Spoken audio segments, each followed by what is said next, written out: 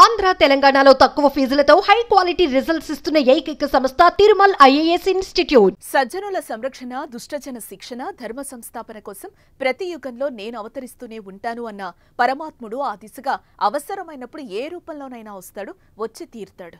ఇందుకు ఒక్కోసారి ఒక్కొక్కరి సాయం తీసుకోవచ్చు. ఏ కాలంలోనైనా సత్యం మారదు, చెడు అన్నది హతం అవుతూనే ఉంటుంది. దుష్టవర్తనులకు చెడు ఫలితం వస్తూనే ఉంటుంది. ఇది సత్యం, ఇది కర్మ సిద్ధాంతం. అయితే ధర్మానికి విఘాతం కలుగుతున్నప్పుడు చోద్యం చూడకుండా పదుగురిలో చర్చకొచ్చేలా చేసి ధర్మ పరిరక్షణకు తొలి ప్రయత్నంగా మానవులై ఉద్యమించేలా ఎవరైతే నడుం బిగించే స్ఫూర్తి రగిలిస్తారో వారే ఉత్తములని ధర్మశాస్త్రాలు ఉద్బోధిస్తున్నాయి.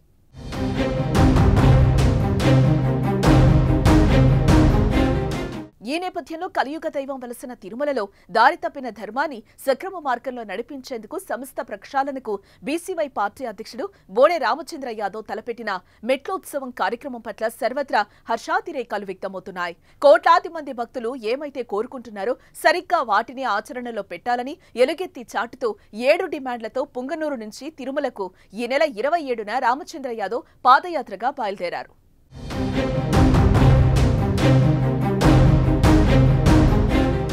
పుంగనూరులోని హనుమంతరాయ దిన్న వీరాంజనేయ స్వామి ఆలయం వద్ద నుంచి శుక్రవారం ఉదయం 9:15 ఈ కార్యక్రమం ప్రారంభమైంది.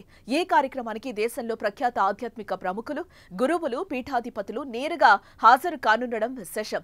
శ్రీ శ్రీ శ్రీ రామానుజాచార్య వంశ పరంపర, శ్రీ యదుగురి యతిరాజ్ మఠాధిపతి శ్రీ శ్రీ శ్రీ నారాయణ రామానుజాజియర్ స్వామి, అయోధ్యలోని హనుమాన్ మఠం పీఠాధిపతి శ్రీ హనుమంత్ కళ్యాణ్ దాస్ జీ మహారాజ్, శ్రీపీఠం వ్యవస్థాపకులు, ప్రముఖ ఆధ్యాత్మిక గురువులు శ్రీ పరిపూర్ణానంద స్వామీజీ, త్రిశక్తి మంత్రాశ్రమ సిద్ధయోగులు, శాక్తేయ సంప్రదాయ సదాచార సంపన్నులు శ్రీ శ్రీ శ్రీ ఆడిదండి శక్తి శ్రీ భగవతి మహారాజ స్వామి, శ్రీకృష్ణ యాదవానంద స్వామీజీ, కంచపీఠం గురువులు, ఇతర ప్రాంతాల నుంచి విచ్చేసి ప్రముఖ స్వామీజీలు రామచంద్ర యాదవ్కు ఆశీర్వాదం అందజేస్తున్నారు.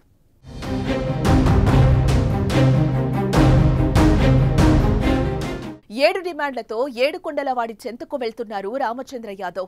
తిరుమలలో జరిగిన అపచారాలు, అవినీతి, అక్రమాలపై వెంటనే సమగ్ర విచారణ జరిపి 100 రోజుల్లో దోషులను శిక్షించాలి.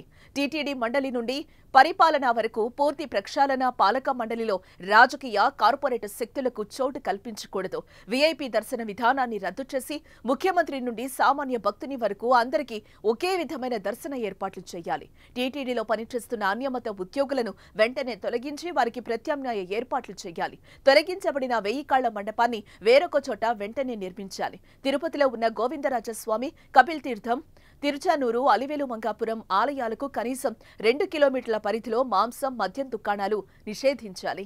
తిరుమల ఆదాయ వ్యయాలపై ప్రతి 3 నెలలకొకసారి ఆడిట్ నిర్వహించి నివేదికలు ప్రజలకు అందుబాటులో ఉంచాలి. తిరుమలలోనే గోశాల ఏర్పాటు చేసి తద్వారా సొంతంగా డైరీ నిర్వహించి ఆ నెయ్యిని మాత్రమే స్వామివారి ప్రసాదాల్లో వినియోగించాలని తిరుమల పరిరక్షణ పాదయాత్రను కార్యక్రమానికి శ్రీకారం చుట్టారు.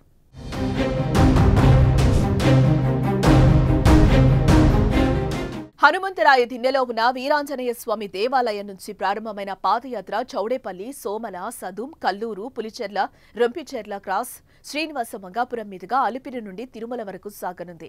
ఈ నెల 30/9/2024 ఉదయం 9:15 అలిపిరి నుంచి తిరుమల మెట్లోత్సవం జరగనుంది.